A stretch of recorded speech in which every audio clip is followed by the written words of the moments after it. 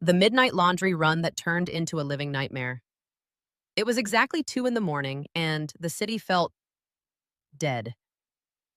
I was at the 24-hour laundromat on 4th Street, just trying to get my nursing scrubs clean for the Monday shift.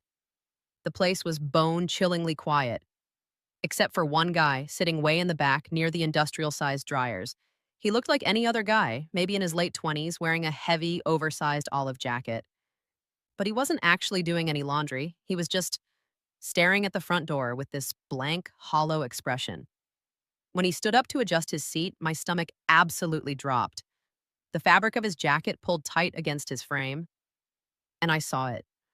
Tucked into his waistband was the distinct, cold shape of a heavy, matte black handgun. It wasn't a toy, and he definitely wasn't a cop. He looked way too strung out for that. My breath hitched, and I felt that cold, prickly sweat start to break out across the back of my neck. I tried to look busy, folding a pair of jeans like my life depended on it, but my hands were shaking so violently, I could barely hold the fabric.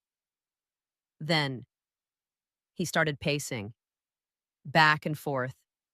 Every time he turned, I could see the weight of that metal swinging under his coat. I knew I had to get out, but the only exit was right past his chair.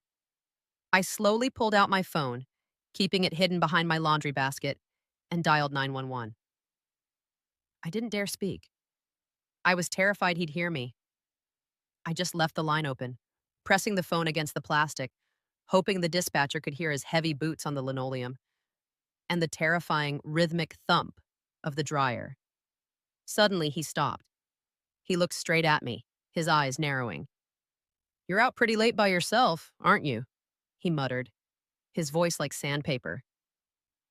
I didn't answer.